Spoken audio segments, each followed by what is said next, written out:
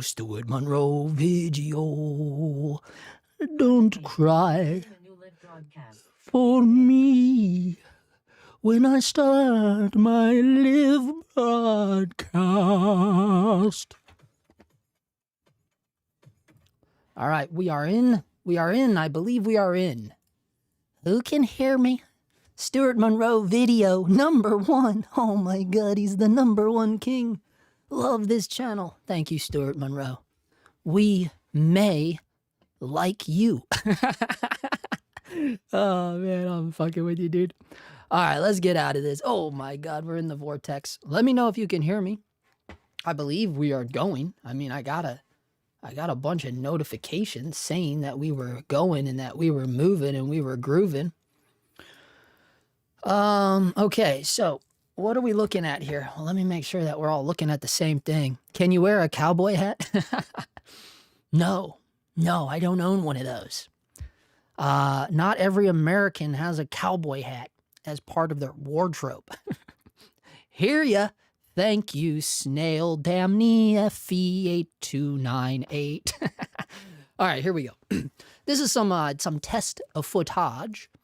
Nothing spectacular, right? I literally shot this 2 hours ago, probably. So nothing spectaculars, but I got this monstrosity. So if you guys were here for the live, I don't know how to get this off. I tried. I thought, oh, it'll be fine. It'll be easy to get that. This is a 3D housing they put on this. This is a Tokina 28. Oh, let's go. Let me go full screen here so we can get the full. Here we go. So it's the Tokina 28-70. And they put this wicked 3D housing on it. And I was like, probably don't want that, but it would be okay to take it off, right? I don't know how to take it off. I've taken every single little, it's these little Allen screws. I took every single one of them out. And the only thing I can get off is this very upfront piece. I don't know. So it's just stuck like that for now. But I ended up putting this this locking Nikon F to Sony E mount adapter on there. It's a little sketch. I don't think it's worth the $100 that I paid for it, to be honest. But it's locking.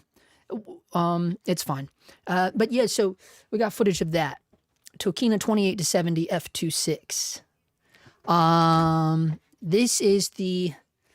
This is just, you know, I really just wanted to see, because, you know, they're not all, oh, sorry, let's go back. Let me show you here we go.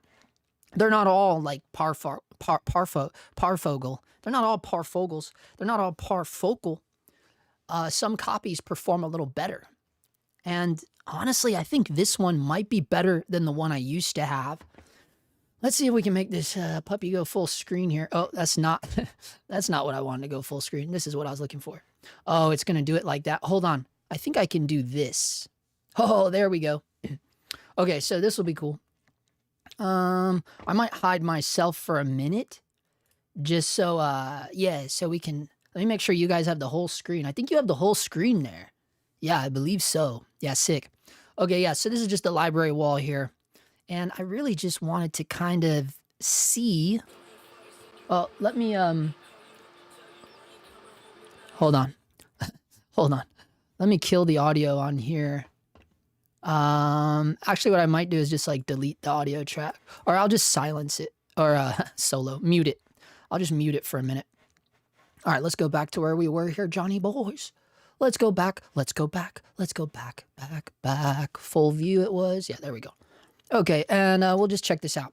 Yeah, so I just wanted to see, like, oh, now I deleted the audio track, so I can't hear myself.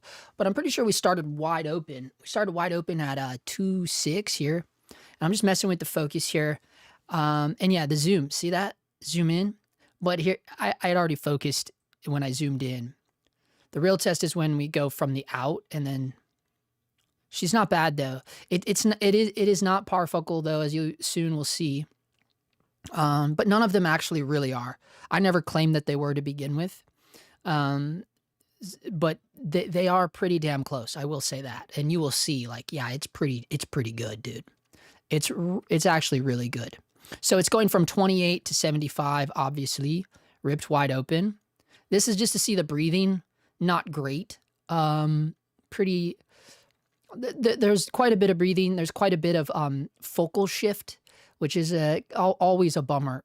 This is another reason why, when it comes to like vintage lenses on cinema cameras, hands down the reason why I have moved over to Leica M mount lenses as like modded primes, because the Leica M mounts, they don't have the focal shift, because the little locking is the very very small flange distance. So the adapters are very very tiny on these mirrorless cameras. They're very thin, and it doesn't mess with the such a huge focal plane shift every time you rack focus on the Leica M lenses, where most of the other vintage lenses, they're so ultra bulky and heavy, and they stick out so far because the adapters have to be so big, and it really kind of sucks.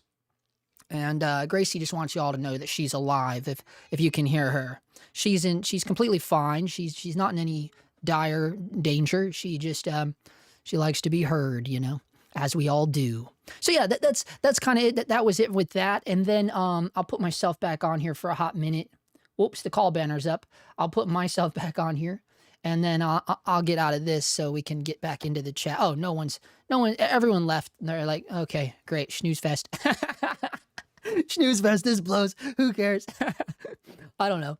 I don't know. I thought it'd be kind of fun.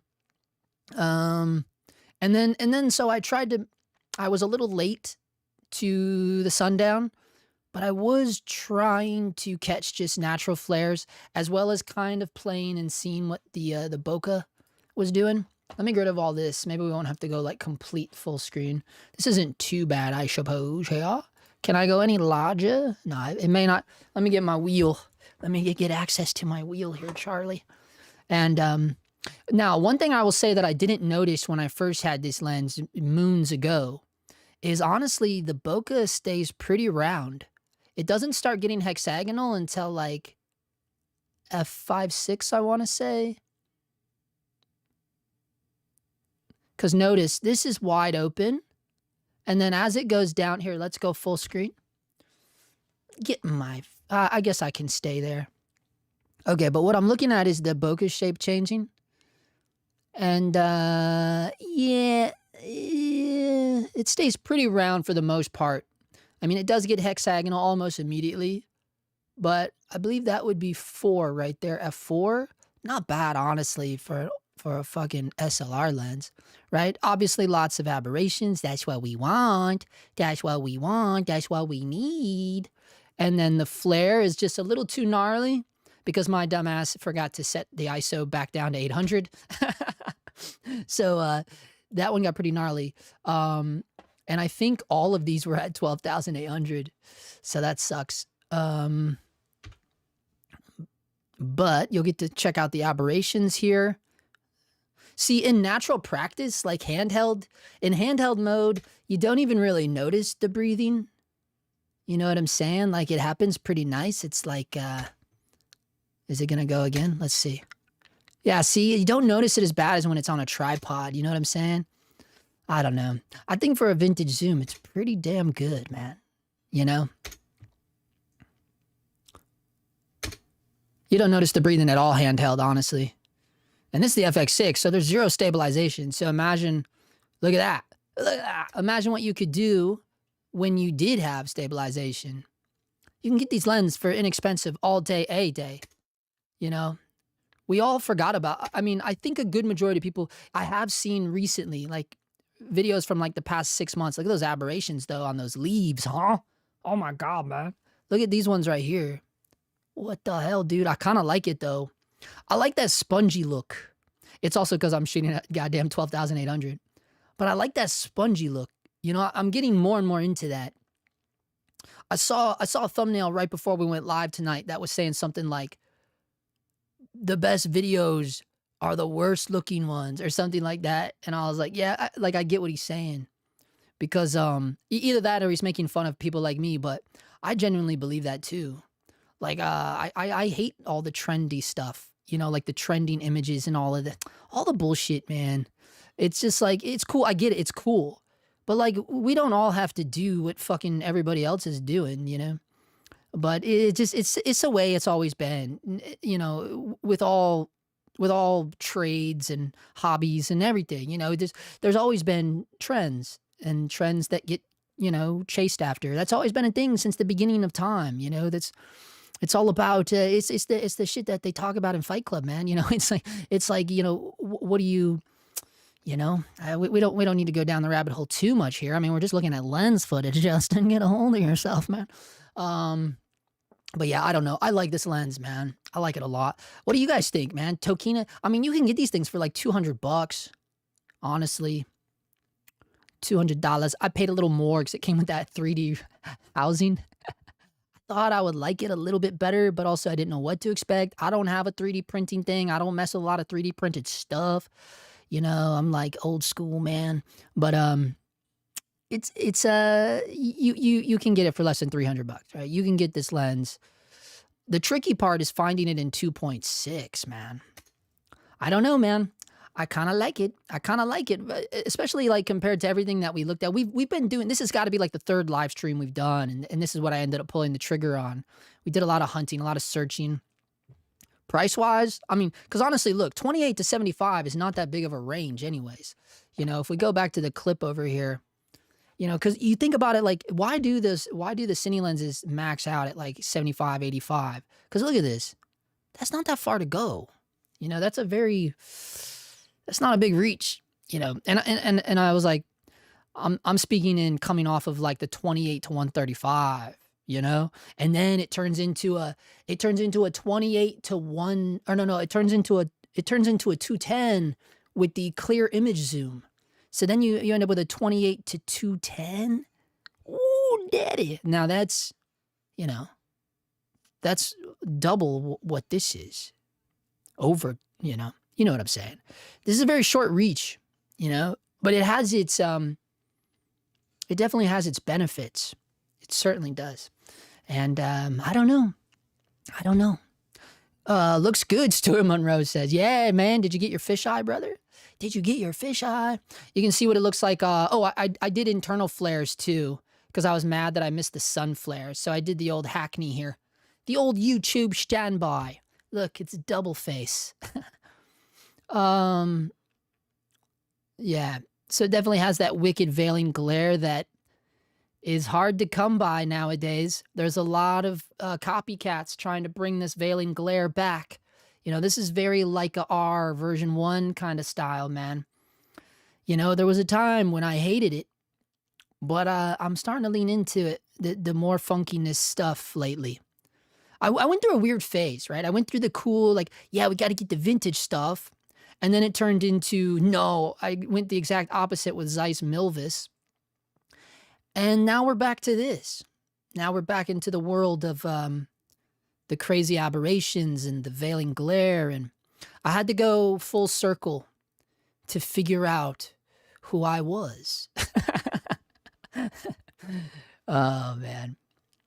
Not bad, though. Not too bad. And you get the orbs. They got those Orby orbs, as you'll notice. This is not color graded, so. And then skin tones. But I don't know. Do we trust these skin tones anyways? I'll show you guys what I had to start using, bro.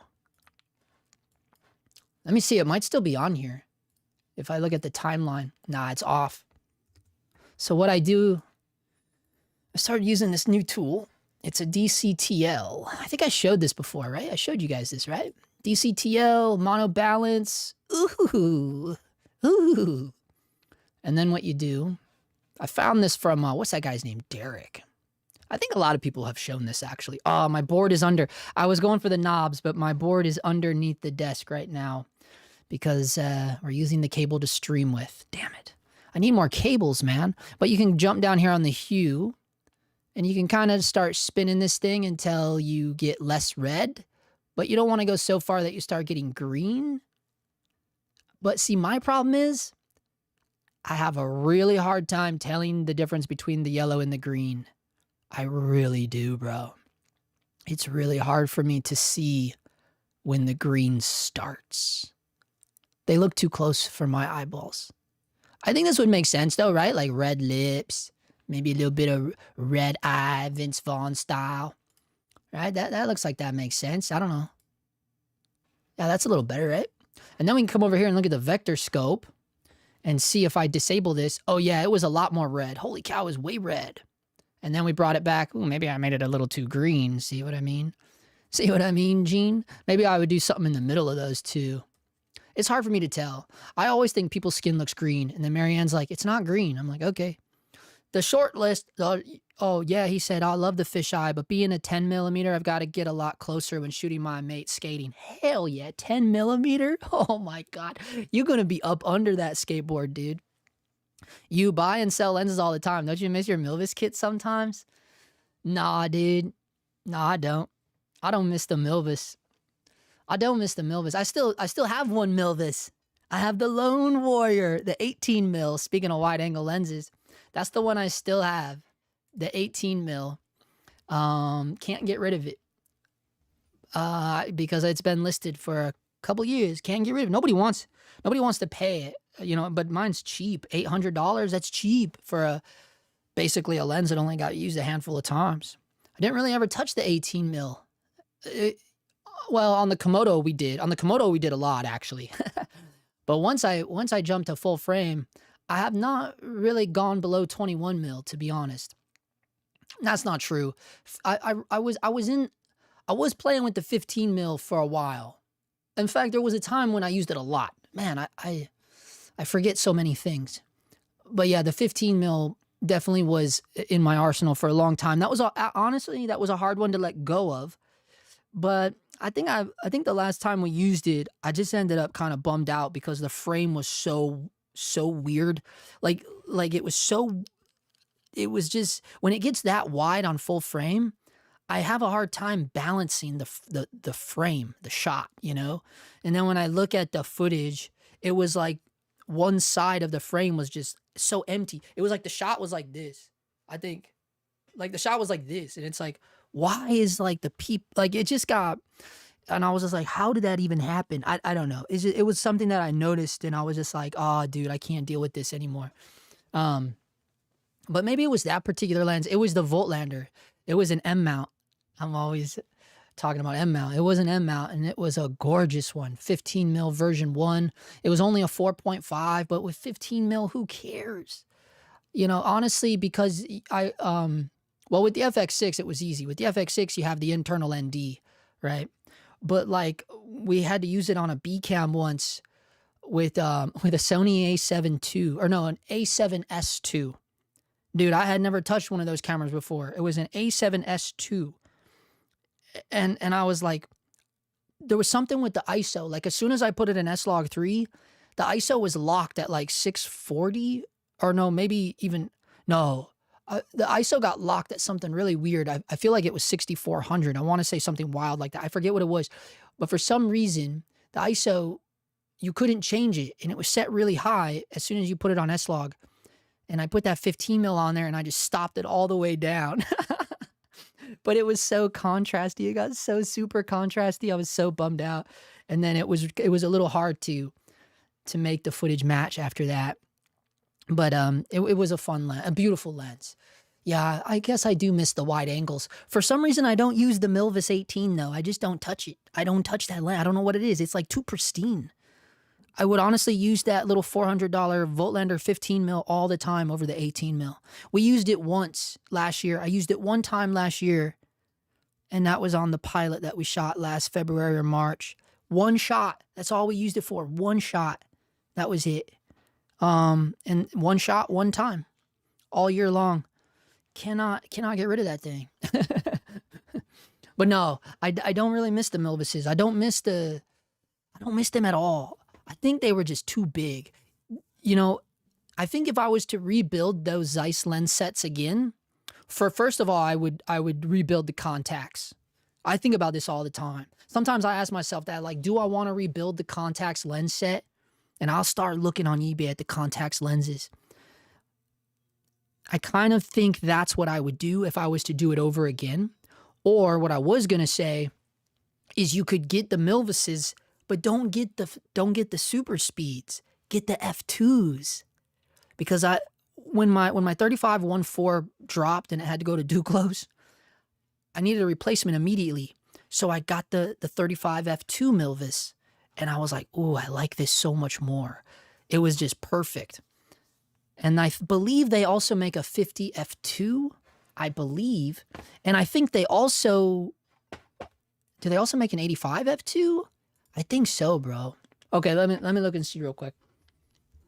Because now you got me thinking about it. But no, I don't think I would do Milvises again.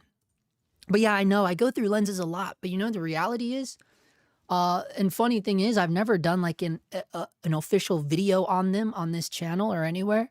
Is all of my Leica M lenses. Those are the ones that I kind of hoard, except that 15 mil. And honestly, I do regret selling it. I do, even though I got mad at it. I was more frustrated with myself of like one time where I lost the inability to use it. You know what I mean? Like, I like, you know what I mean? Sometimes this is something I suffer with, where my brain, if there's too much thrown at it, it'll just like start ignoring certain things. You know what I'm saying? So like on that job at that time, there was so much being thrown at me at once, especially on that specific, the time I'm thinking about, I was all by myself shooting it, like nobody to help me.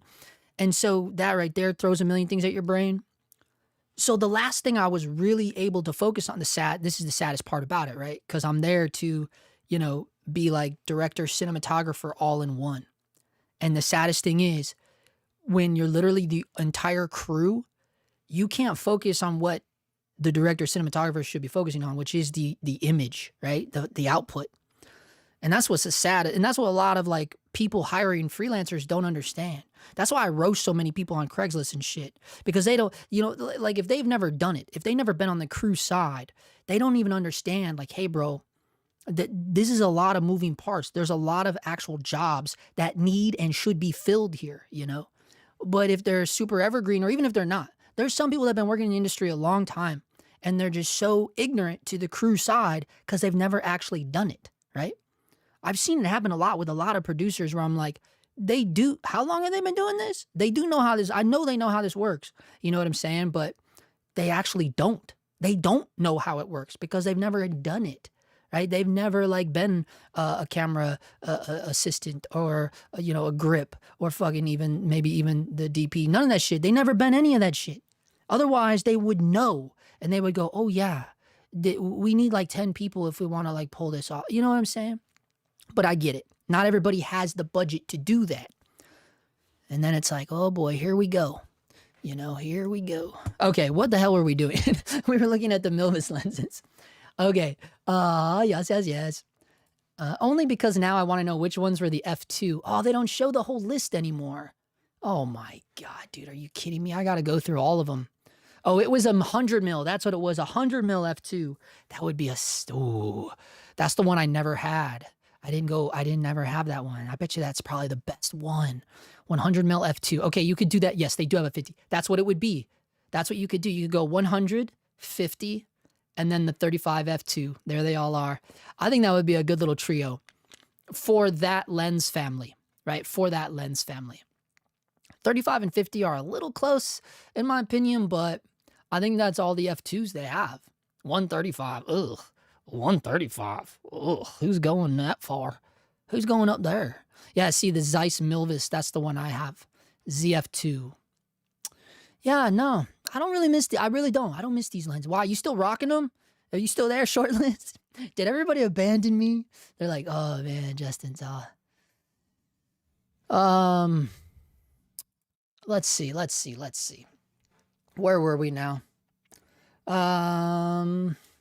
Let's see what we got on the dais. Should we check and see? I mean, we don't want to lose our attention here, but should we just see what's going on in Craigslist land? 35 1.4 is top. You like that one the best, huh? Yeah, dude. Yeah, I mean, hey, they're sexy lenses. Any Zeiss lens that you can rip wide open to 1.4 is a sexy lens, in my opinion. They're all good. They're all good. Let's see if we can find anybody to roast tonight. Roast tonight. iPhone videographer needed. Ooh, you don't say. Now you're talking my line of speak. iPhone videographer needed for Touchgrass Creative Music Studio BTS live performance series in Beverly Hills. Snap, 75 for the whole day, dude. Ooh, Lodi, you love the way. Touchgrass Creative. Wow, dude. Previously at Satisfactory Records, Sony Music Entertainment, Creative Artist Agency, UMG. Wow, he was with all the heavy hitters. He was with all of them, bro. All of them. He answered phones for all of them. Oh shit, dude. Nobody has had a good relationship with all of these companies at once.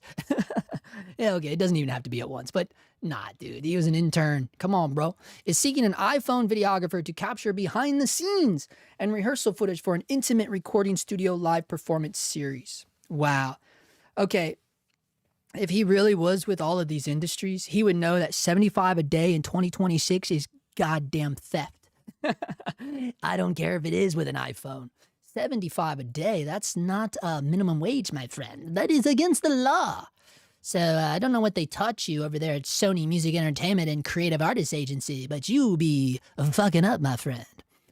Holy cannoli, dude. Well, okay, 11 to 4. That's what, 5 hours? Still, bro. Still, bro. Oh man, they're gonna have to come off of something a little more than that.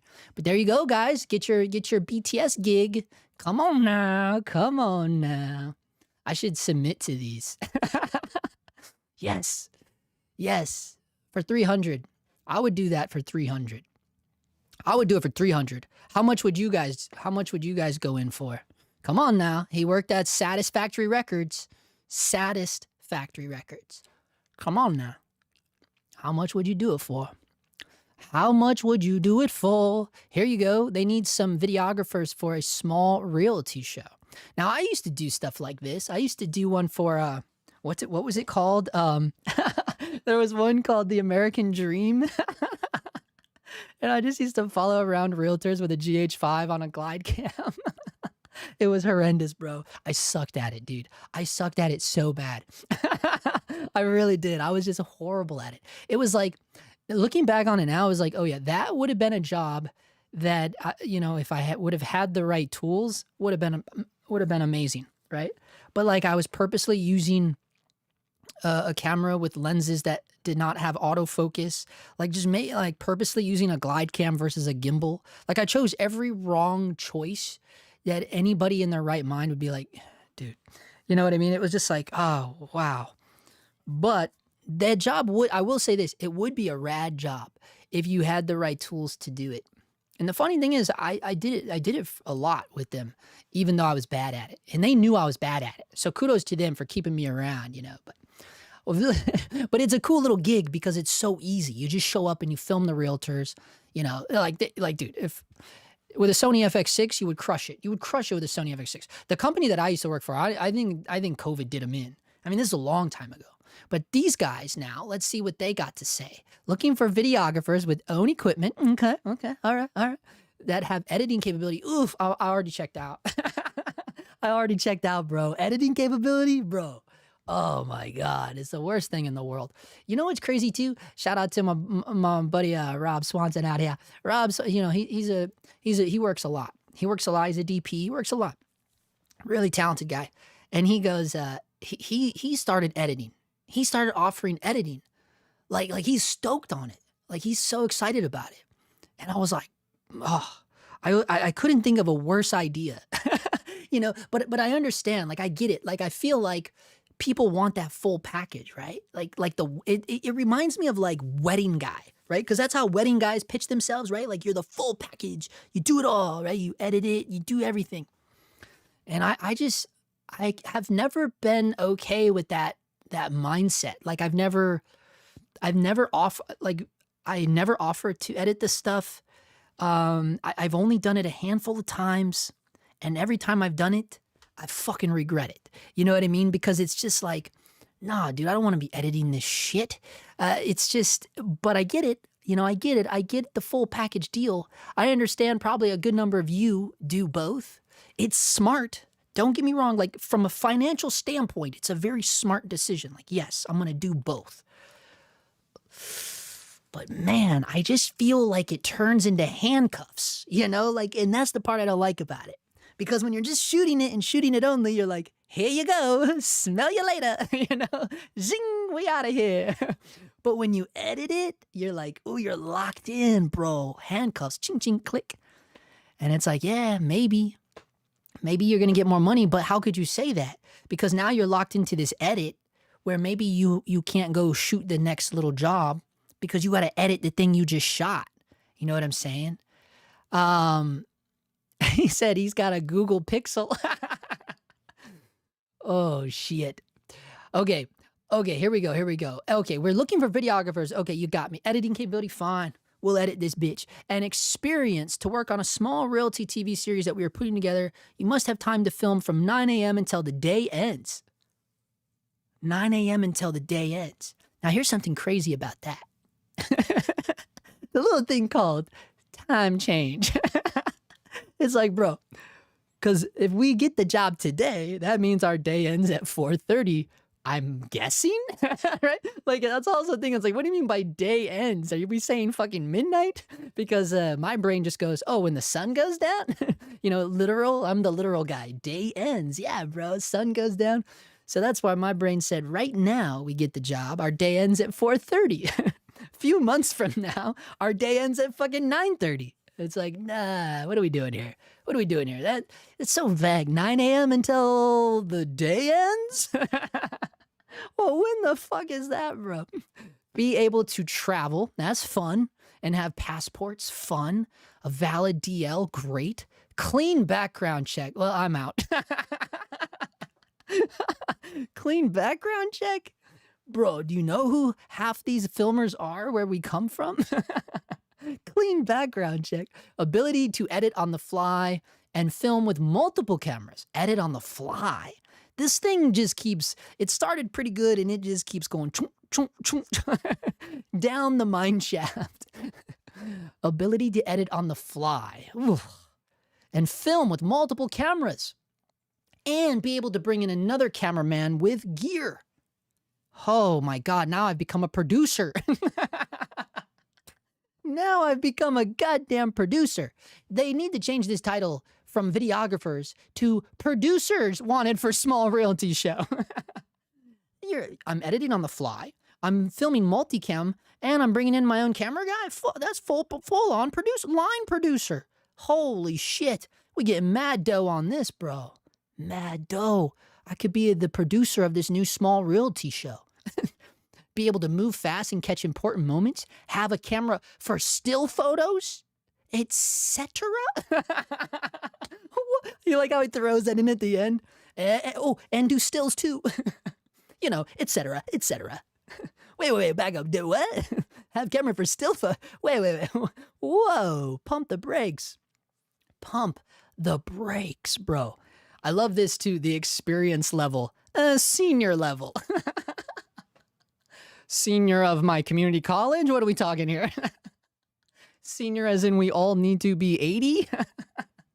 I don't quite understand this experience level of senior.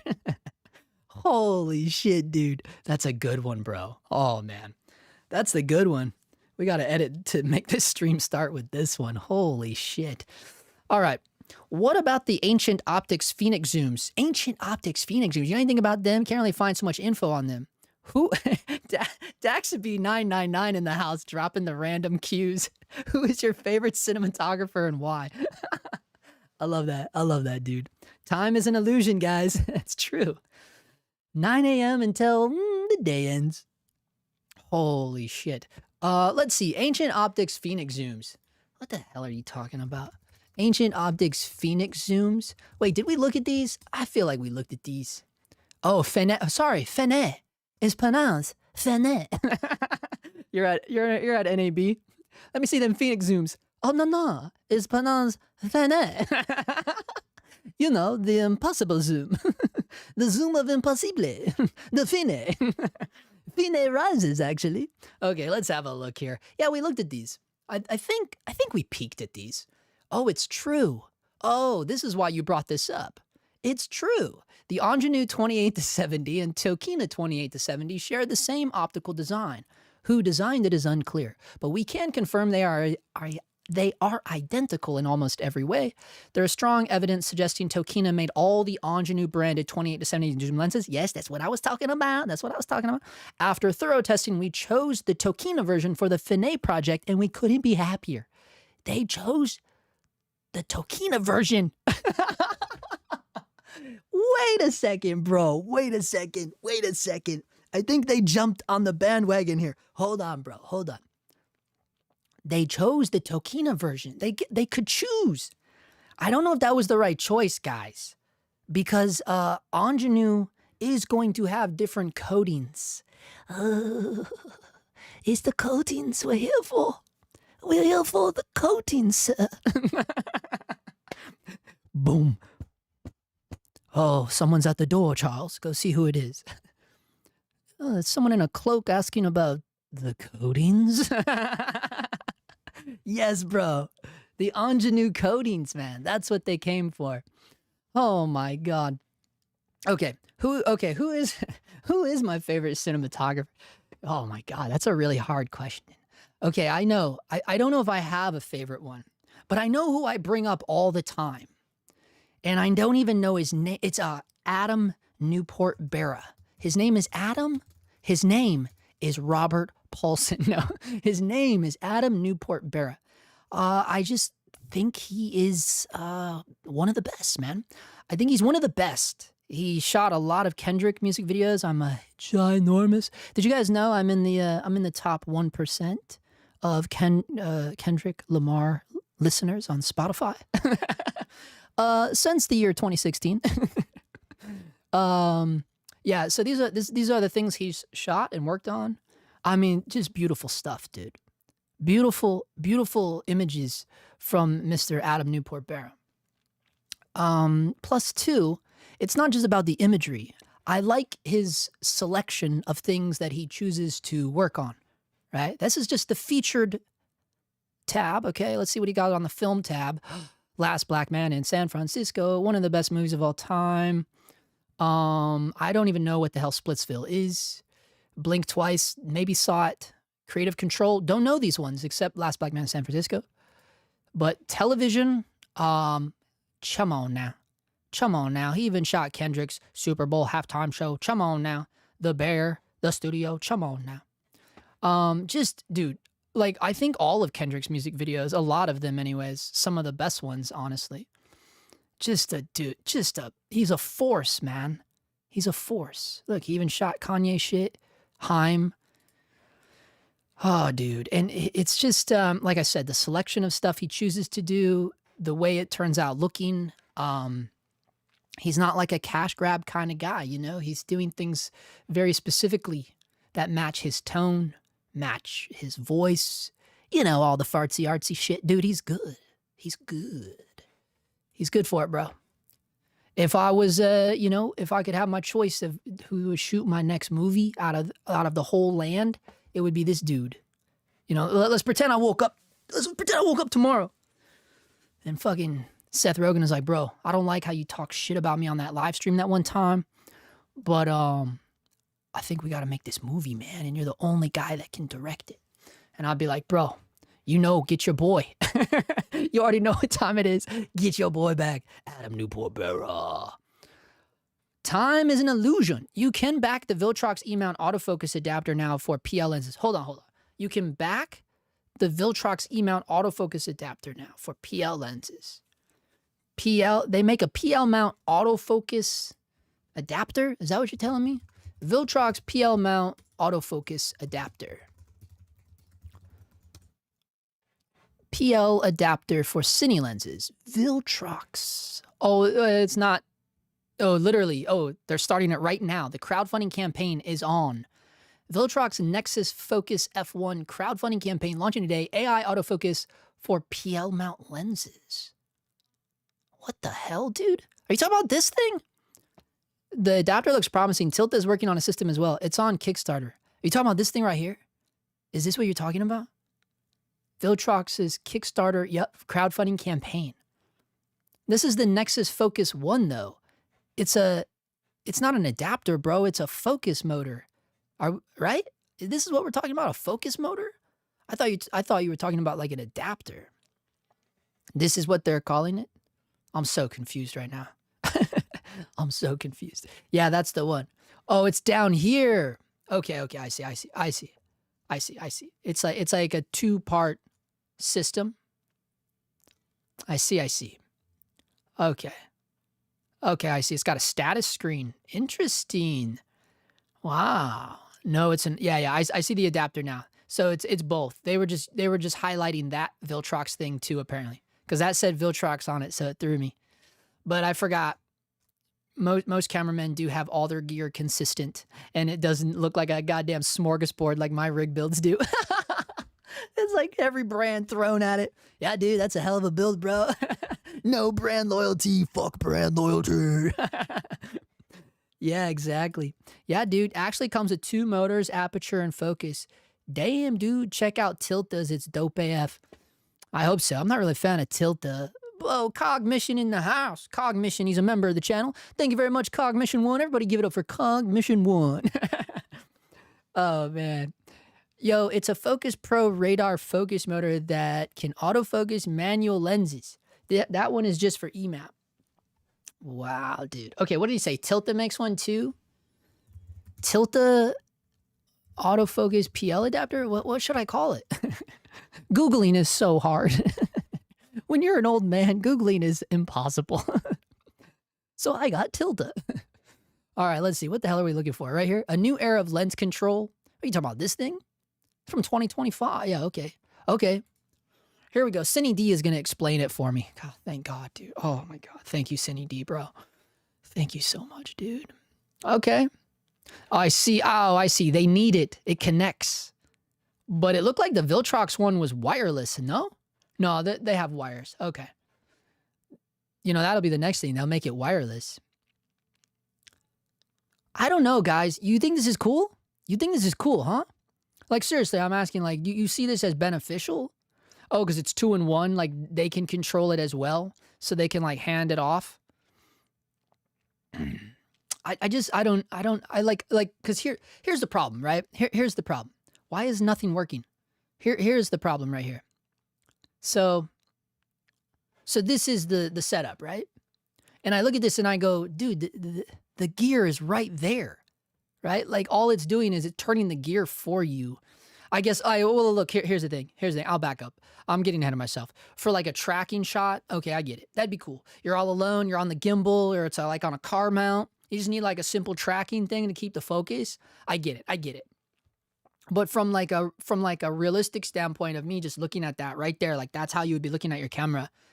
I would just use my fucking hand at that point. You know what I'm saying? Like, or that's me though. But I get it. Like, you know, if I'm on the gimbal, you're not gonna be able to do that. Yeah, that's cool. That's cool.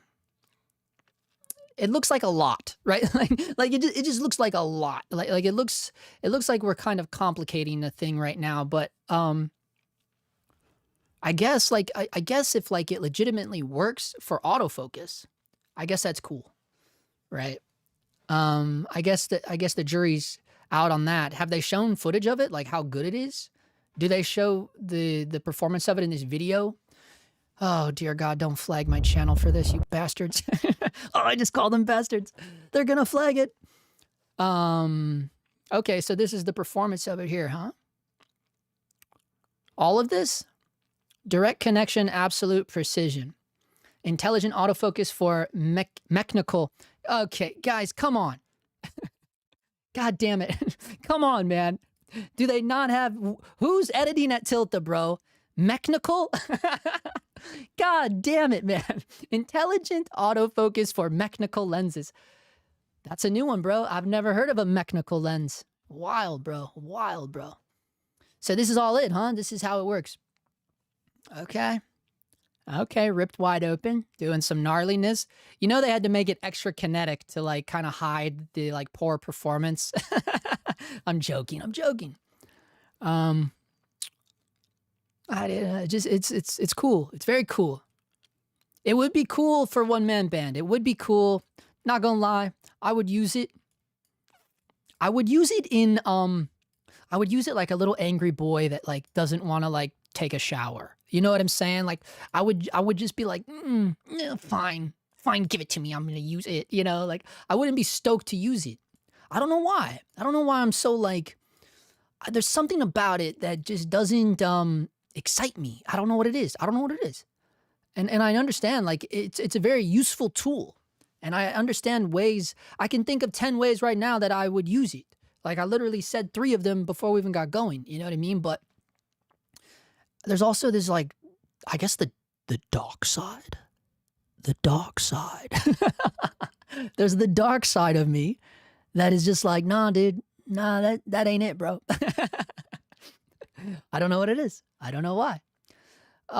Justin Phillip, it's a Focus Pro radar focus motor that can autofocus manual lenses. It's like PD Pro where the LiDAR is in the focus motor facing forward. Oh, okay. So it's in this little system here. The USB cables are for power, I think. Oh, okay. Okay, I see. Well, it's got to talk to the lens though, dude. Right? Like it has to talk to the lens or no? Wait, why? Wait a second. Why does it need to be attached to the adapter? I'm so confused. Oh, because it's pulling. Oh, I see what's happening here. The adapter is pulling the power from the camera, and then it's sending that power via this cable to this thing. I see. So it's pulling all the power through the adapter, the actual adapter. I see now. It took him a minute. He was late, and he got there though. He got there. Hey man, he got there. Everybody chill out. No. Pick up that book, sir. Pick that up. Oh, dude, it's autofocus for, I understand that. I understand what it is. Don't worry, Tilta is not, it's just last thing. No more LiDAR, thankfully, though. What do you mean? I thought he just said this does have LiDAR. I'm so confused right now. You can use touch to focus. That's cool. Oh, really? I guess I missed that part. I mean, I didn't watch or read anything. I just made fun of their fucking misspelling of words. What did I expect? Oh, I see. Yeah. I mean, it's definitely got eye tracking, which is cool, you know? What's a better solution in your opinion? No, you're right. You're right. It's not about like me having a better solution. It's just about me, like how I prefer to use gear. And that, like I'm saying, like I would totally use this. Yes, I would totally use this all day long on the gimbal, all day long, probably all the time. I would use it. Of course I would use it. But there's just a part of me that's like, sometimes, I don't know why, but that was triggering for me when I saw that shot of the look down shot. Where'd it go? I don't know why that triggered me. Why did that trigger me? Look at it. Look. All right, let's analyze this for a minute. Let's figure out Justin's brain here. I don't know why, but seriously, I don't know what it was, but this image right here triggered me where I saw that and I was just like, that's what we want. I don't know what it was. I think it's like a lot of the times too, like when I look at gear, I also look at it like aesthetically, I guess, and I know that's like, oh, that's so fucking lame, dude, but I do, like when I look at it, I go, is that cool? Like honestly, like not in a functional standpoint, but sometimes when I look at it, I go, is it cool though? And I know that sucks. That's honestly, that's a little cringy, right? And I realized as I was saying it, like, oh, that's pretty cringy of me to admit that. But I don't know why, but it's one of those things where I'm like, I don't know, it doesn't look cool to me, man. You know what I mean? Like, for instance, if these guys had money like Coca-Cola or something and they had like a marketing team, right? They would bring like in 10 bumfuck guys off the street and they'd be like, okay, everybody, tell me what you think about this. And that would be me. I would be like, I don't know, that right there doesn't look cool to me. I don't know what it is. And I think the turnoffs come from because I just see like this POV of it made my brain realize how close the gear is to the camera body, right? And therefore how close it is to my hand. And me as like a Neanderthal, I'm like, me grab lens, me turn lens, not motor. Right, dude? I think that's what happened in that split moment. All of that stuff in my brain did all of that. That's how my brain works. So I'm glad we talked about that. You cooking tonight, bro? No, it's reading the camera data. No, I know. I was late to the party. No, it has no LiDAR. So it's only going off of the autofocus. So, are you guys telling me that it's only as good as the camera that it's attached to? Because in that case, you all know what I'm going to say. Wow, man, these new adapters work really well on the Sony cameras for some reason. Oh, shit. The one you saw earlier has a database of known lenses for pre-configured lens calibration. Wow, now it's getting cool. Now you've hit my nerdy bone. That's exciting, and that is cool. That is very cool. You could probably, when I was reading that, I thought, oh yeah, you could probably totally, program it to any lens, calibrate it basically to any lens, probably. Lugging a Monstro and a focus wheel around might not be as easy. No, I know. I know. Build aesthetics are a real thing. I don't buy ugly shit, no matter how practically useful. Yeah. And who am I to say? It's one angle, right? I'm that guy. Yeah. Oh God, well, it's just the angle, man. Maybe the angle was all wrong. But also, I think I'm in like the 1% minority that is like got a weird brain like that, that is like certain angles affect me in a different way, like a guttural way, like, ugh, like that Neanderthal thing I was talking about. Anyways, it's cool, man. I don't know. How many you gonna buy? Like, how much is it? Do they tell you? They never tell you how much it is. Where's the Kickstarter? Which one was doing these guys were doing the Kickstarter. Where's that page at? Come on, Cine D. Did I pass it already? I think I passed it already, didn't I? This is when I get like super impatient and it's like probably just right in front of me. Review here. That's the review of it. There is one that only works right now for E-mount where it uses the actual lens control signal from the camera and translates to the manual lens. Well, we all know why they started with Sony. Oh, shit, dude. Come on now. Come on now. Jokes. We got jokes. We got jokes. Let's see. I don't know. Where's the Kickstarter, guys? How do we find the Kickstarter? Let's see. I really want to... Man, I would be bummed out if I was Viltrox. I'd be like, bro, it's nearly impossible to find the link to our Kickstarter. The Viltrox one won't be able to work with your Tilta stuff, but it's coming now. I mean, yeah, I would imagine they're not going to like play nice together. They're like competing with each other, right? Oh, here we go. The regular price of the Nexus Focus, says this is the Viltrox one. The dual motor kit will be $10.99, while the triple motor kit will retail for $12.99. Triple motors? So you'll have your zoom, your focus, and your iris. Yowzers. Go to the Viltrox site. I don't know where that is, bro. You don't tell me what to do, bro.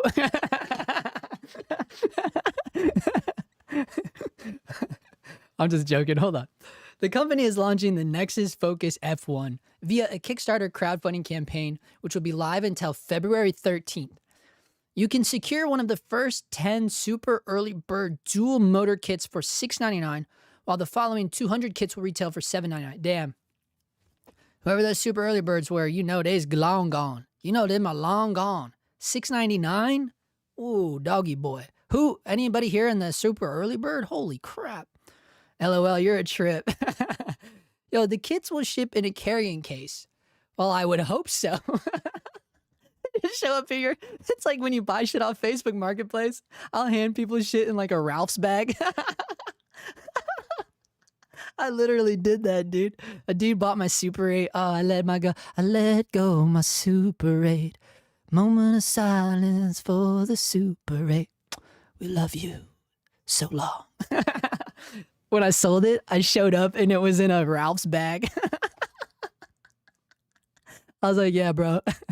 But it was in the box. I had the original box for it too. So it was like, but I also just didn't like, that's how I roll when I sell shit on Facebook Marketplace. I throw it in a little bag for them. I'm always looking for reasons to get rid of these goddamn bags. There's too many paper bags in the house. What about all that shit you're selling on Facebook Marketplace? Oh yeah. Yeah, start giving them the bags. One guy I shipped him the lens. And I stuffed the box full of fucking bags from Ralph's. I was like, yeah, it's extra padding. Oh, shit, bro. Man, that's a good deal. That's a good deal, $6.99. Yeah, I can see the need. Man, someone was really mad, huh? They're like, what's your better option? That's a great point, though. I'm glad they said that. Put me in my place, man. I didn't have a better option, man. I never will either. I don't have a brain that thinks about this kind of stuff. I wish I did. I'd be rich, man. Oh my God. Yo, good to see you, Justin. Jason DeHose. What is up? Yeah, man. We started out very rocky. Nobody was into the Tokina. Oh shit. But we're rolling now. We're rolling now. Okay, he wants me to go to some stupid website. What's the name of it? eViltrox. Fine. Let's see. What is it called? eViltrox. What do you mean? It's Viltrox. Why are you calling it eViltrox? Am I missing something? Or is that the name of it? You see, you got to go easy with the words here. I take everything very literal. I'm guessing you mean just the Viltrox website? Oh, here it is. I like that. Yo, view on Kickstarter, autofocus adapter for manual cine lenses. All right. Holy shit, dude. When did they open this up? Yo, what's up, JP? Prentice Ryan Sneed. He's a member of the channel, and we salute you, Ryan. Prentice Ryan Sneed. Keep it rocky. Yeah, bro. Look at this. $50,789 of a 10. Wow, they had a very specific goal. Their goal was very specific, dude. $10,246. I'm surprised they didn't add on 15 cents to that bitch. Holy shit, dude. Their goal is so specific. Why 10,246? Oh my God, that's hilarious. Maybe just make it 10,250. Why make it 10 dot anything? Just make it 11 at that point, bro. Jesus Christ. That's funny though. Clearly it worked. Clearly, some really mega rich dude was like, they're so specific about their goal. I think they actually need money. Ching ching, 50 grand. Holy shit. All or nothing. Well, they're going to get it now. They got it all, baby. Wow. It's on for a long time. Didn't this just open? This is going to get so much more money. Especially now that my dumbass is talking about it. Holy shit, bro. Oh, man. No, just the Viltrox site. Auto correction messes up your post. LMO, I'm not pissed, genuinely wondering. I'd rather be hopeful cine autofocus will get better and not invest in photo lenses. No, I know. But the thing is too, is like, I think people will always use photo lenses. I know I will. Just thinking about the Leica M mounts, just because they're so tiny. But hey, dude, you could easily put gears on it. I'm sure there will come a time when you can fucking map in your own, it's just a range. All it needs to know is the range of the lens. So easy to do. Yeah. You could totally use your modded Leica M mount lenses on this thing, dude. No problem at all. And then you truly would have the tiniest cine package ever. I mean, damn, the adapter's bigger than half the lenses. Oh, man. It's minus 15 cents if they find their 3D printing coupon. Wow. Good for them, dude. Good for them. Isn't it weird that Viltrox... Hold on. Wait. Oh, wait. Wow. Wow, my mind just opened up here. Hold on. Wow. We totally overlooked a very important question. Why is Viltrox having to make a Kickstarter? Whoa, what is that about? Why? Viltrox has been around the whole time I've been learning cameras, and that's not a very long time. 2017? Viltrox have been a thing. They were a thing before 2017. They are a thing. They are a known thing. Why are they having to create a Kickstarter? This is weird to me. Wait, companies have done this, right? Like, I was just thinking of the one that works with Red all the time that makes the adapters. They make adapters too. But Viltrox makes everything. This is the weird part about it. It's like Viltrox isn't like a weird niche company like the one I was thinking about. Oh, I forget the name of it. They make those really good adapters for a Red system. I think they specifically only work with Red too. That's like how niche they are, I think. At least back then they were, 5-6 years ago. Can't remember the name of that company. But these guys, they make everything. They've been around for ages. Why do they need to make a Kickstarter? No, and it's so specific. It does make you very like nervous for Viltrox. Like, bro, are you guys doing okay over there? They had to make a Kickstarter for $10,246. And they're a huge fucking company, bro. It's like, dude, what is happening? Why? That doesn't make sense in my brain. I'm sorry. It doesn't make sense in my brain. They're a big company. You know what I'm saying, dude. They like back in 2017, they were making monitors and shit. You know what I mean? They make everything. They make lights. They make everything. Everything. It's just weird to me. Very strange to me. Holy shit, that was hilarious. You know, camera gear will be good AF when it's a Hong Kong based Kickstarter. Those MFs don't mess around. I mean, yeah. I don't know what that means. I don't know. I'm trying to think. I don't know if I have anything from Hong Kong. I don't know if I have any. Are you being funny? I'm confused right now. How hard though is it to rack focus on a nonlinear focus by wire photo lens? Oh, it's very hard. It's very hard. I hate photo focus by wire. I hate that. I hate that. That is very hard to do. No, I'm talking about old school stills lenses. I'm not talking about any modern stills lenses. I'm talking about old school manual stills lenses. Suray does it too from time to time. Kickstarters? That's kind of weird to me, dude. That should be illegal. It's just weird to me, dude. Like, honestly, like, what if fucking Coke right now was like, Coca-Cola starts a Kickstarter for $10,000? People would be like calling, like, dude, they would be losing investors. People would be like, I think they're going under, dude. They're making a Kickstarter for 10 grand. No, not just 10 grand, $10,246. I don't know. It's just weird to me. I just view Viltrox as a very large company. But hey, I could be stupid wrong. Clearly I am. Clearly they are hurting bad enough where they got to make a Kickstarter for $10,246. I don't know. It's so bizarre to me. So weird, the whole thing. But it's cool that they're doing it, right? I'm always focusing on the wrong thing, right? Jeez, you know what I mean? I was raised better than that, kind of. You're right. You're right. That's not what we need to focus on. Everybody has financial problems. I get it. COVID was a hard one. We're all rebounding. Okay, I'll stop.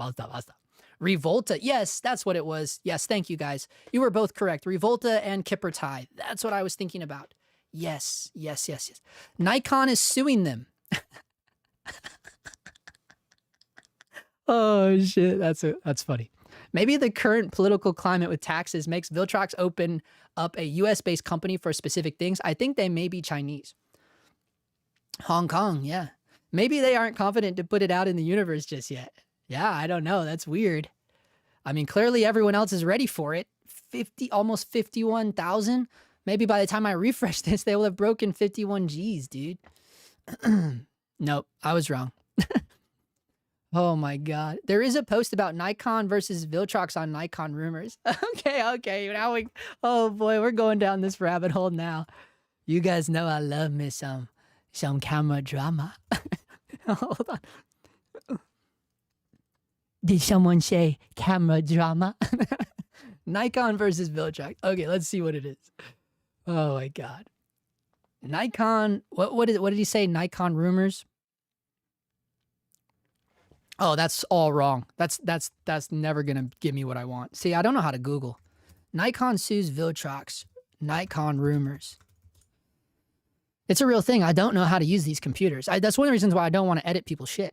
I'm like, oh God, I gotta use this thing. My finger make button say thing that button says. Okay, let's see.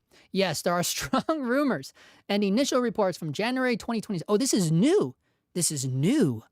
Oh, this was Nikon's technology. Viltrox found it first. Not only are they poor, they're thieves. Lock them up. Oh, shit, dude. Nikon is suing Viltrox in China for infringing on patents related to the Nikon Z-mount system. Oh, likely for unauthorized use of communication protocols, potentially targeting Viltrox lenses like the Lab series or adapters for royalty payments during a patent's pending period, with a court date set for March 2026. This action just after they get their big old money from the Kickstarter. Oh boy, now this whole thing is starting to make sense. Yes, I think it is. Holy shit, dude. Oh my God, man. Isn't that weird though? Isn't that weird? The court date is set for March, right? And they got this Kickstarter going on that funds will be done and released by February 14th. Wow, just in time for their big lawsuit. Interesting. I see. Okay. Okay, I'm not trying to make this into a TV show or anything, but it's starting to sound a little like a TV show. This action follows a pattern of major manufacturers protecting their intellectual property and could lead to Viltrox paying licensing fees or halting sales if Nikon wins, though current Viltrox products still function and users worry about firmware compatibility. Wow, dude. Holy cannolis, man. Wow. Viltrox is trying to avoid tariffs? Hong Kong is a pretty large cutthroat camera photo market center. I didn't know. But like, do they manufacture things? I mean, clearly they do. I mean, Viltrox is there; they're manufacturing that. But I was just thinking of, like when I have like a lens or a camera, it'll usually say like Japan or Germany on it. I don't think I've ever had one that said Hong Kong on it. I don't know. I'm trying to think if I've ever had any lenses that say Hong Kong on them. Maybe the Light Lens Labs. I think they just say China though. But I mean, same difference maybe. The Kickstarter is a way of putting the products out and check demand. Yeah, I know. It's just kind of funny. Let's go. It's a super patent technicality. They need lawyer fees. Lawyer retainer is about 10 G's. Yeah, dude. Well, they got that and then some. They're going to have a full bench. They just bought 5 lawyers. Oh, shit, dude. Wow, that's crazy, man. Strange how the patent application process works in Shanghai. What do you mean? You got the intel on that? Paul Paisley of V7C? I love reading people's whole avatar name. Trying to. It's so fun, dude. It's like a game in my brain. Oh, man. This is wild, though. What do you mean that the strange how the patent application process easy in Shanghai? Oh my God, that's funny, man. I need a water break after that one. Holy crap, dude. Well, man, we were rolling. Tonight was a wild one. You guys got anything else? If not, dude. If not, I don't. I honestly don't. I mean, we clearly know that this senior level position is available for all of you for this small realty show. Don't forget about that kick-ass producer job. Strange how the patent. Okay, just reading the article on Nikon rumors. Oh my God, I gotta go back. Where is it, bro? I never found the actual website, dude. Oh, this one right here. Wait, 64 backers for 50K is crazy. What the F? As a director of finance, I'm Where's that coming from? 15 and 20 contracts Stop a month. that. With Stop Acrobat that. AI Assistant, Where's that coming from? long contracts Oh no, and identify I'm getting key hacked. terms instantly. No. AI Assistant. Stop it. I can't go to that website. I didn't know how to turn the noise off. I didn't know how to turn the noise off. There is a delay from when you apply for it and until you actually get it. Oh, so that's how they like wormhole it. They snuck in there. Smell you later. We're in there. What do you mean 60? Hold up. What up, Zag288? 64 backers for 50K is crazy. What do you mean? I didn't even like compute that much. I didn't even think about that. Let's see. 50,789. Let's just try to figure out an average here, huh?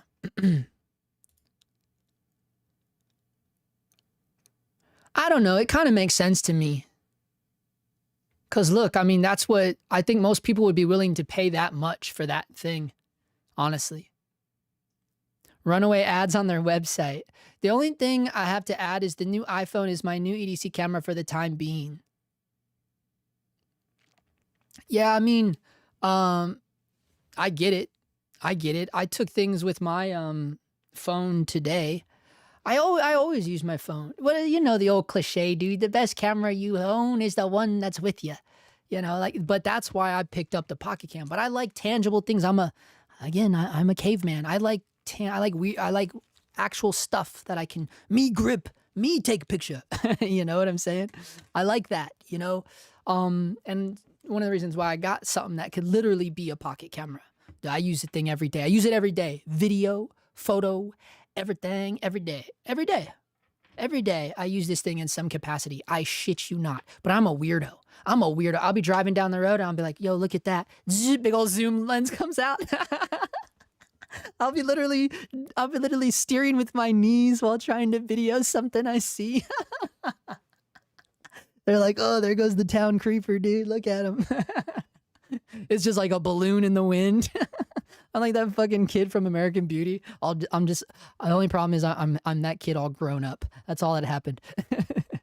Oh my God, dude.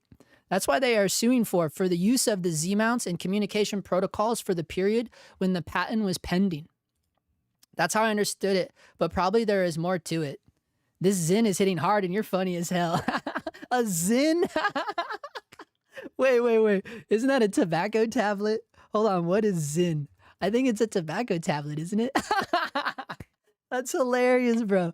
That gives you a little kick, huh? Wow, that's crazy, dude. Yeah, I remember these. I think Joe Rogan used to peddle these things in the 2014s. That's hilarious, bro. Well, man, I hope it works out for you, bro. Right? It's better than like smoking the cigarette. I'm not gonna lie, dude. I miss smoking cigarettes, dude. I used to smoke cigarettes a lot, bro, when I was in my crazy years. You know, I was a smoker. I was a bit of a party star. But you know that is. I think it's more about the brain gets used to the action. You know, like your brain just gets like, because there would be moments like that where you know you'd be like 6 or 7 beers in, and then my hand would just be like this, and there's no cigarette in it, and you're just like, oh damn, I mean, I was also clearly a raging alcoholic, so that had a lot to do with it. But because, and I only say that because I probably thought in my brain that there literally was a cigarette in my hand. But a lot of addiction is like that, isn't it? It's like you actually, the addiction is a lot more than just like chemical. You know, it's like, damn, just that habit of just having something. You know, and I'm always fidgeting with shit. You know. But well, we all know I quit a lot more than cigarettes, I'll tell you that much. Oh shit. Look, it messed me up for life, bro. Oh my God, dude. Let's get caught up here, guys. Yo, I love smoking. Yeah, dude, smoking was a good time, bro. Quit since 2011. Hell yeah. Hell yeah, 2011. Well, I mean, Zyn is probably better than cigarettes, right? So it's fine, dude. Yo, it doesn't matter, you know? Like, everybody has an addiction to something. You know, some people have I don't know. Is there such a thing as a healthy addiction? I don't think so, right? Because I'll get addicted to stuff like I can get addicted to work very easily get addicted to work. Some people would go, well, that's a healthy addiction. It's like, not really. Because the word addiction is attached to it. You know what I mean? Like, nah, you can't put the word addiction next to healthy in any sentence. You know what I'm saying? But at the same time, we all are addicted to something, right? In one way or another, something. Some people are addicted to reading. Hey, that might be one time where you're like, that could be healthy, but I don't know, for some reason, maybe it's just me. When I hear the word addiction, you're like, ooh, that's a bad word. You know what I'm saying? Because it's usually attached to a lot of bad things. Well, especially if you're someone like me. So yeah. Sugar is an addiction. 100% sugar is an addiction. Social media. We could, marbles. Marbles are an addiction in some territories.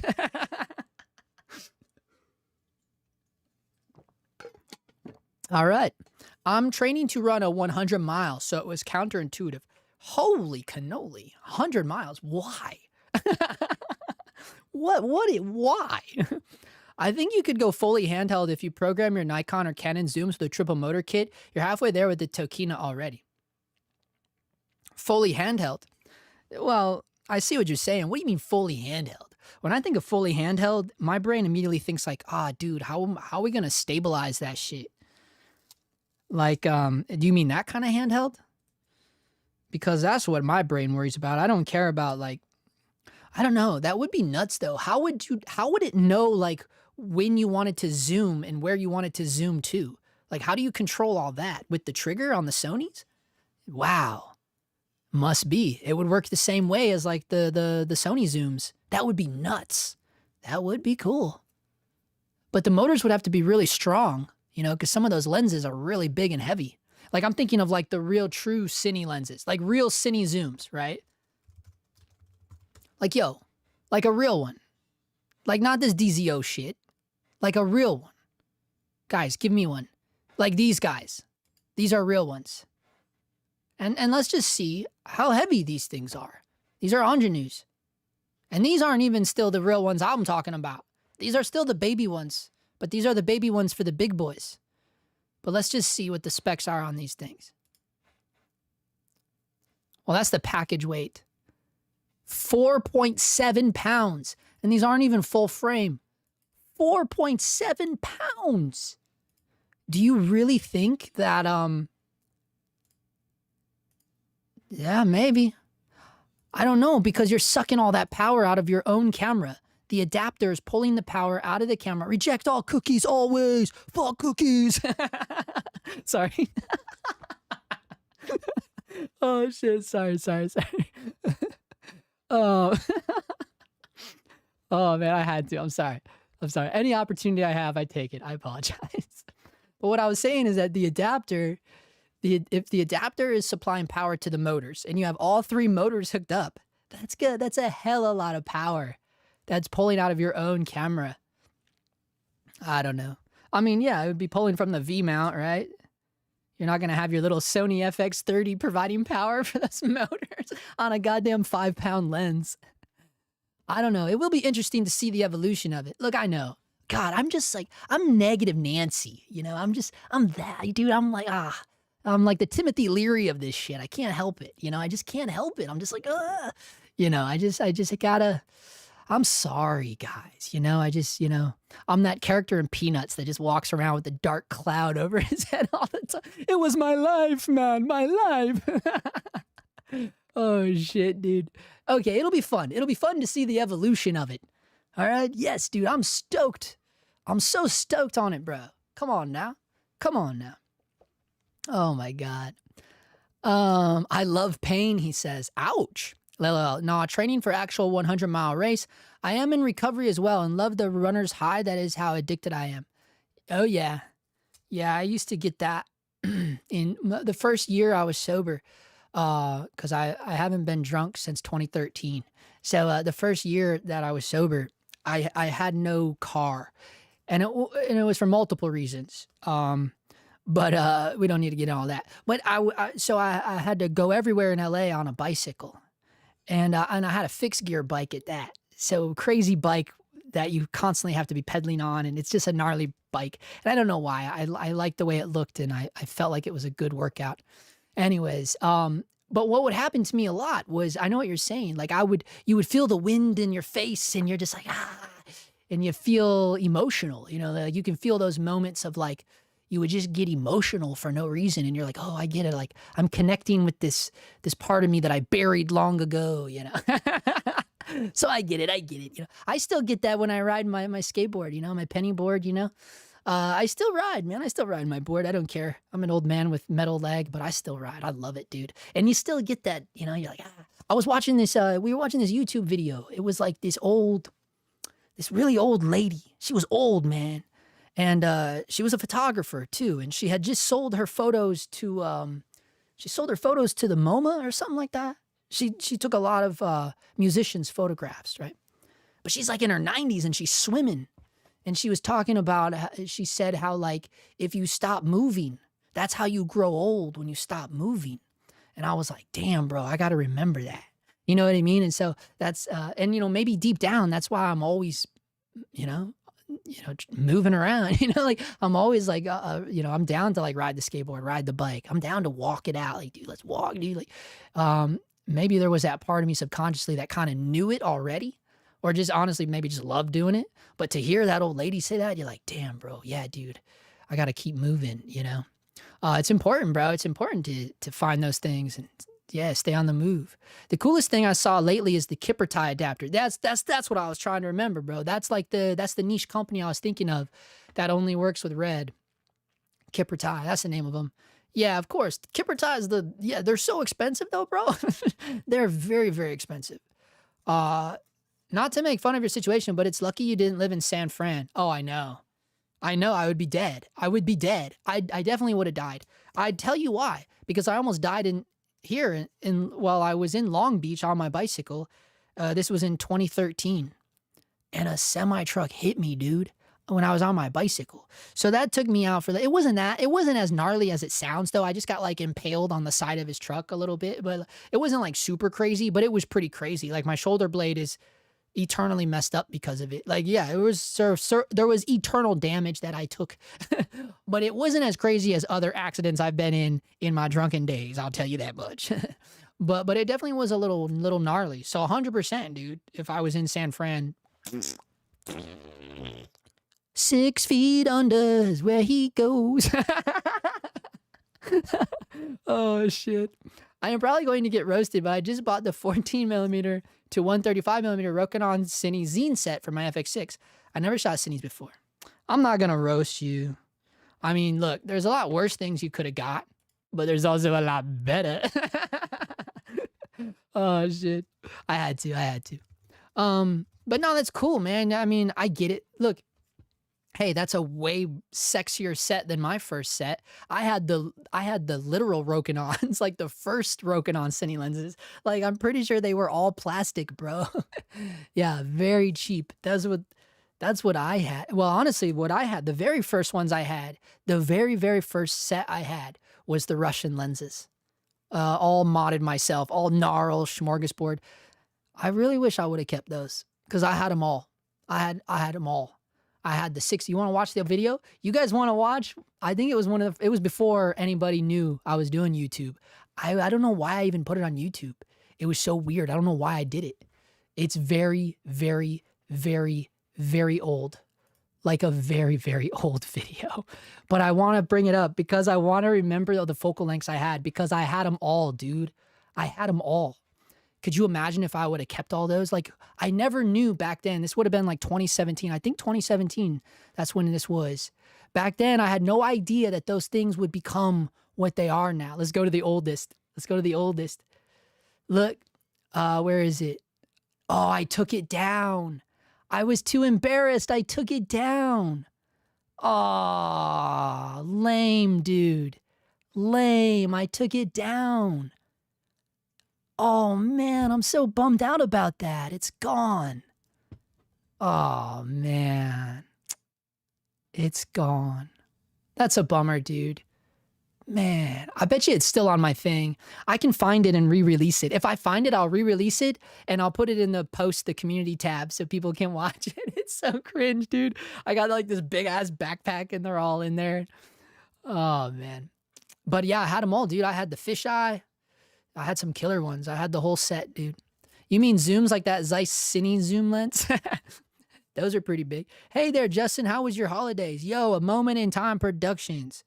It was good, dude. I feel like it's been like in overdrive since the holiday. I feel like during the holidays, like when you're supposed to be like chilling, relaxing, I feel like I just went too much, like, or something like I feel like we didn't actually take the real holiday because I feel like life has just been in full rocket mode during and it happened during the holidays.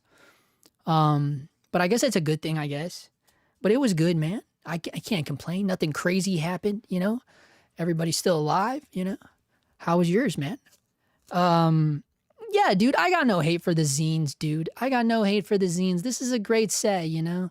Honestly, there was another cat. Shout out to Tim Nye. Tim Nye had the zines. I think I hurt his feelings too because he flew me out there to Brooklyn to work on his movie, and then like he asked me like, how do you like the lenses there? He just got them too, and I was like, they're okay. You know, I'm just a dick, dude. You know, like I'm just like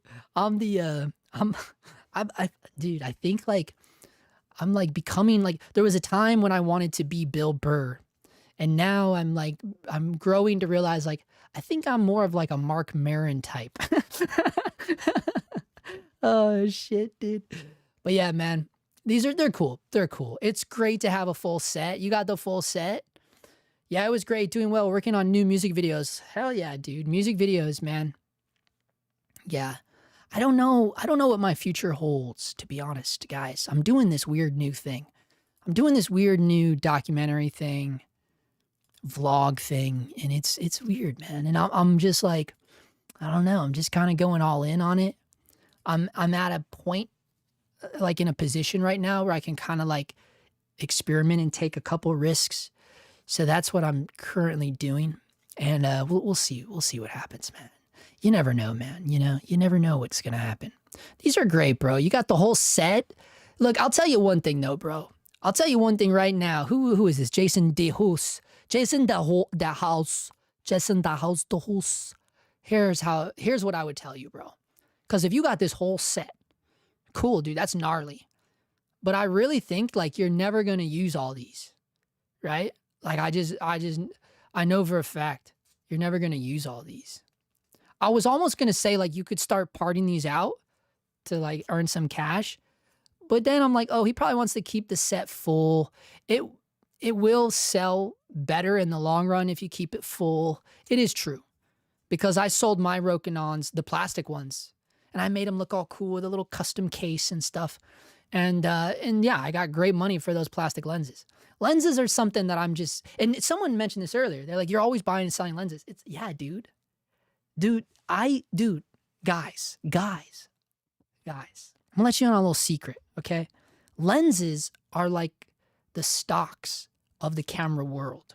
You know what I'm saying? This is what I've learned. Lenses and any item that says Leica on it, they are the stocks of our world, dude. That's why I'm always buying and selling lenses. Dude, I move through lenses like stocks, like literal stocks. It's like one of the, well, the current affairs of our financial situation of our country right now. Okay, if I dare become a tad political for a minute, right? But it's not political, it's just the reality, right? Things have gotten a little squeezed. But even in the current state, lenses still continue to be the one thing that I can always rely on. To be like, you know, like, especially someone like me, when it comes to this gear, I know I talk a lot about gear on this channel, and I have come to completely regret that, but we don't need to get into that. It's another topic for another day. But I you know, we love gear. We love gear. We talk about gear. I got completely brain farted. Not even gonna lie, dude. My brain went bloop. This is, and my grandma would say he was gonna lie to us, so it doesn't matter. No joke, dude. No joke. Oh my God. Complete brain fart. Complete brain fart. I've done both movie and music videos, and music videos for a DP or director anyway is more money. Amazing, dude. Yeah, no, I'm not hating on music videos. I'm not hating on music videos at all.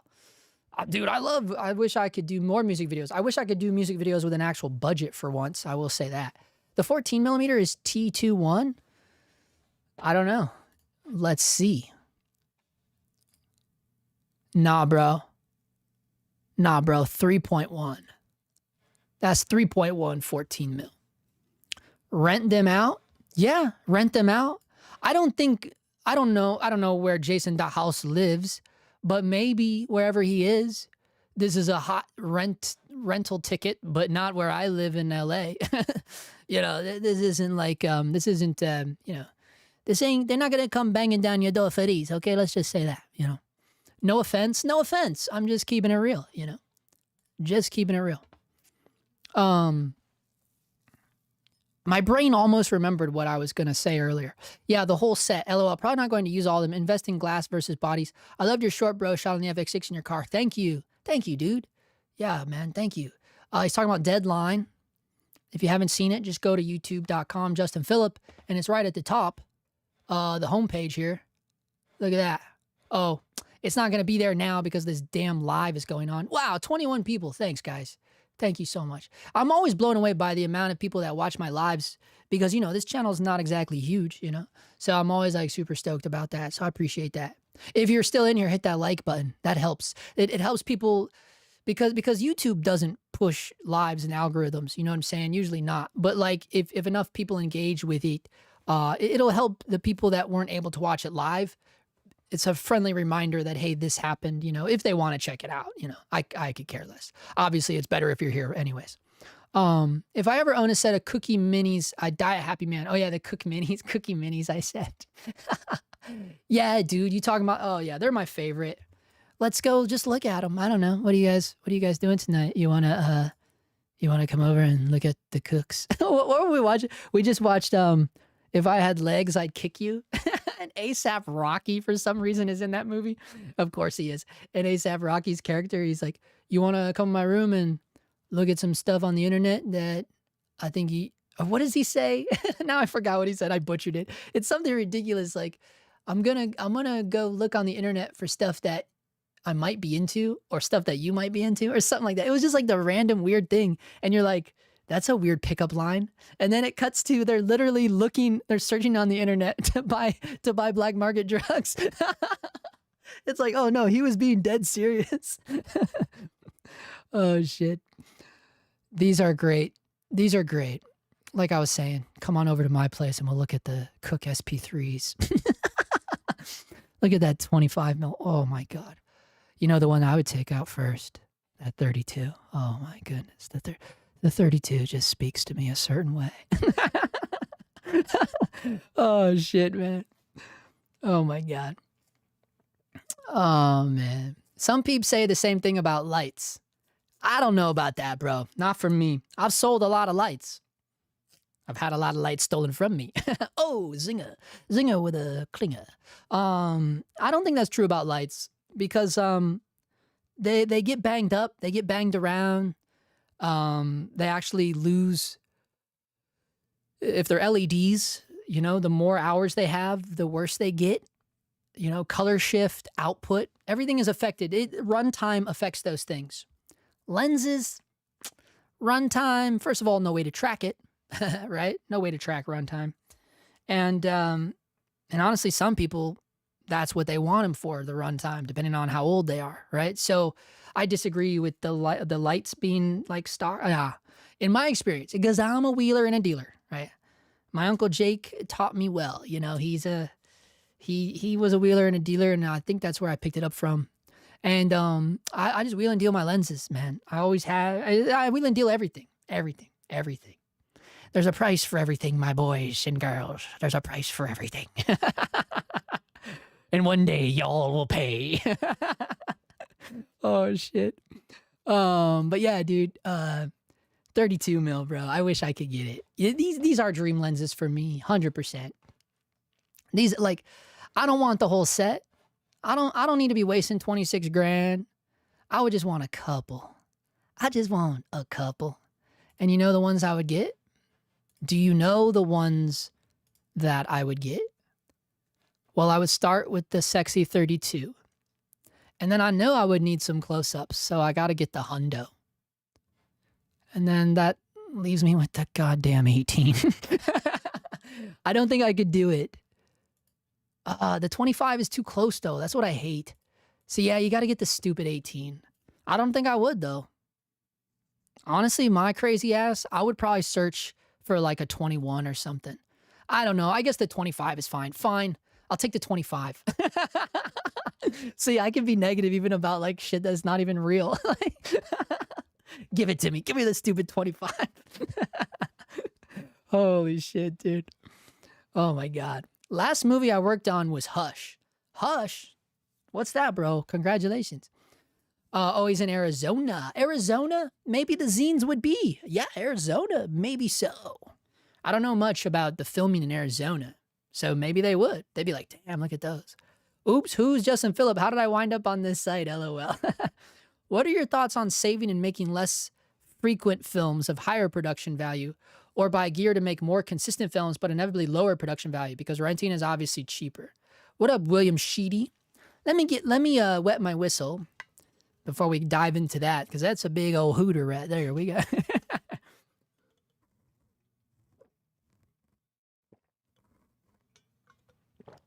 All right. What are my thoughts on saving and making less frequent films of higher production? Or I can buy gear to make more consistent films. I don't know if that's, in my brain, those aren't the same things, right? In my brain, I wouldn't be comparing those two things. You know what I'm saying? Because in my brain, I would strive to do both because I don't find them synonymous though. You know what I'm saying? Um, I think it is better, when you're talking about real art, right? If you're talking about like a little film or whatever, something that you're not selling something, right? In other words, not a commercial, not a brand thing, just real art, narrative, right? Some spec commercials, if done well, can be very fucking artful, right? The old Adidas spec, hands down, the best spec commercial ever made. But it wasn't bought and paid for by Adidas. That's what made it so beautiful, right? So obviously, yeah. But you don't have to, like, just because you're taking longer to make something doesn't make it automatically better. You know what I'm saying? That's bullshit too. Anybody can write one good script. Anybody can do it. Because if you work long enough at the same fucking thing, yes, you too can make a masterpiece, quote unquote, right? Anybody that works solely on one thing for 15, 20 fucking years, it's called the 10,000 hours, right? You're going to do it. You will master it. The question is, can you do it again and again and again and again and not take fucking 10, 15, 20 years to do it, right? That's what makes the real standouts special. You know what I'm saying? Otherwise, you're just one of them. You're just another, like, yeah, anyone can do it. So I'm not in the ball game of like sitting on something forever and being like, no, we got to make it perfect. We got to make it perfect. We got to make it perfect. Nah, brah, it's already perfect, brah. No, brah, it's already perfect. It's already perfect. If when it's done, it's done. You know what I mean? I'm that kind of dude, clearly. But hey, let's be honest. I put out a lot of bullshit. Right? But that's because the way I operate, I'm like, I gotta get it out. I'm not a tinkerer. And I do everything very shamelessly. You guys know that. I don't, no regrets, bro. I'm gonna polar bear this shit. You know what I'm saying? Like, we're going all in, we're going in now. You know what I'm saying? I'm not gonna pussyfoot about it. I'm not gonna sit there and go, oh no, I can't do that. No, just do it, get it over with, move on with your life. That's just how I am. But when you operate like that, yeah, you are gonna put out a lot of shit. Why? Because I'm putting out shit more frequently than most people do, right? It's just like anybody else. They used to say this about Winogrand. I just talked about this on my other channel with Gary Winogrand. Gary Winogrand, one of the best documentary photographers of all time, right? But the problem is he put out everything. He would put out everything because the man took so many pictures. He was constantly taking pictures. He just took pictures. That's all he did was take pictures. But he put a lot of shit out because he had that. He obviously wanted people to see them, and he got a lot of shit from a lot of other big photographers, magnum photographers.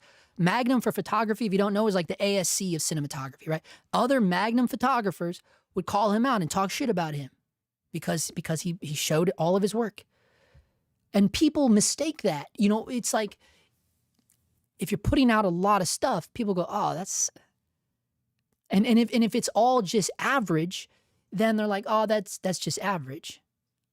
But how many, if you think about it, like any of your favorite directors or anything, you think the thing that they're known for was like their first big thing?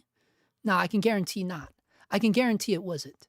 All of them can be traced back to little tiny things, like whatever it was, right? In other words, what I'm saying is that even whoever you think is the best of the best, they didn't just come out, boom, knocking one out of the park because they sat on it and waited on it forever. No, they had to tinker along the way. You know what I mean? You have to tinker along the way because now you fucking fast forward to our current day and age, and Gary Winogrand is one of the legends, one of the most talked about in that category. But back then in the 70s, not so much. You know what I'm saying? So this idea of like sitting on one thing and just making sure that's the perfect thing, that's not the type of dude I am. There are look, I'm not knocking people that are like that. I think that takes a certain type of personality to be like that. That honestly, maybe on a good day, I admire that quality. I would be like, damn, I wish I had a little bit more of that to like kind of sit on things and kind of meander over things a little longer. But I just don't have that. My brain is just like constantly in overdrive, as you know, you can pick up on these videos. Like that's the way my brain goes. So if my brain is always churning, then the wheels have got to be burning. You know what I'm saying? Like we got to be cooking. You know, we got to be cooking. That's why I view those two things as completely different things. Because then the flip side is you're talking about you're saying buy gear to make more consistent films, but inevitably lower production value. But why would buying the gear make it, and to me that doesn't make sense. If you're buying more gear, why would the production value get lower? You're buying the gear. Or are you saying because you're not renting the good gear, you're buying like the cheap gear? Well, then I would say you're buying the wrong gear altogether. That would be my answer to that, right? Or maybe I'm just reading this wrong, because I'm known to do that. The way my brain works is I zero in on certain details that kind of don't have to do with anything, right? So you may have to clarify that a little bit. No, the SP3 suck. Why? They're only good for interviews, in my opinion. Really? Oh, well, yeah, the S4s. Yeah, but who can afford the S4s? These were made for people that can't. Sadly, these $26,000 lenses, my boy, were made for the ones that can't afford the S4s. Last movie I worked with was Hush in 2016. That's how long it's been. LL, what was your last movie project? Last movie project? Let's see. I honestly can't remember. I don't know if you're trying to bait me, but I literally have to go to my own IMDb to remember what my last movie project was, because I just don't pay that. I mean, what are we talking? Like feature film or short film? Because short film, I do too many to count short films, honestly. But a feature film, it's been a minute, dude. This one doesn't count. This is old as balls. I don't know why he has it on upcoming. It's old as shit. This says TV movie. I guess you could count that. I guess it's a TV movie. When we were shooting it, we were under the impression it was a pilot. But I guess that is a pilot. A TV movie is a pilot, right? So I guess that's the last thing. That was last year. We shot that in February or March of last year. I was the DP on it. I'm pretty sure this is a non-graded shot, by the way. It doesn't look graded to me. I don't know why. If so, then something got weird in the export, because it looks like the contrast is lifted way too high. Anyways. Yeah, so last year, I guess, I really wasn't a fan of the SP3. They were nice, but they didn't blow me away. Clearly, yeah.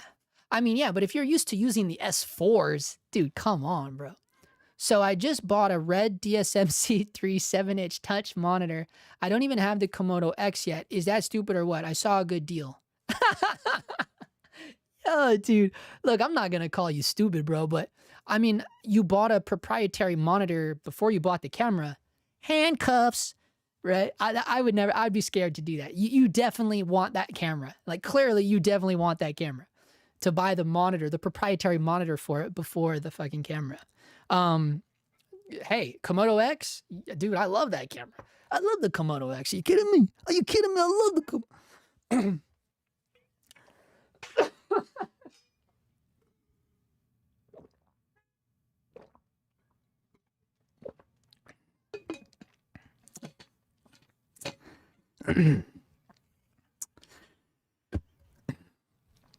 Lost my voice. That one did it. Thank you all for stopping in tonight. Holy shit, I literally just lost my voice. All right, guys, we thank you guys so much for coming.